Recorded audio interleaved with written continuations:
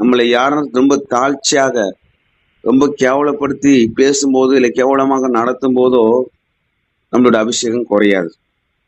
புரியுது நான் சொல்றது? அப்போ நம்மளை அதிகமாக புகழ்ந்து புகழ்ந்து பேசினாலும் நம்மளுக்கு அபிஷேகம் கூடாது. கர்த்தரோடு மனிதர்கள் நம்மளை புகழ்ச்சினால, மனிதர்கள் நம்ம மேன்மை பாராட்டுறதுனால நம்மள அபிஷேகம் கூடுமானா தெரியாது, கூடாது கண்டிப்பா. அதே போல மனிதர்கள் நம்மளை வந்து கஷ்டப்படுத்தும் போது நம்மளோட அபிஷேகம் குறையுமா? குறையாது.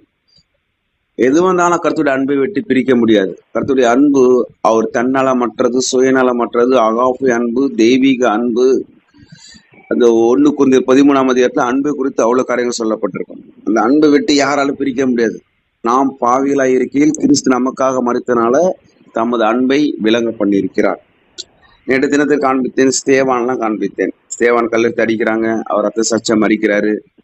அவர் கல்லெடுத்து அடிச்சதுனாலே, ரத்த ஊத்துறதுனாலே, மண்டை உடைஞ்சதுனாலே அவர் அபிஷேகம் குறைஞ்சுது.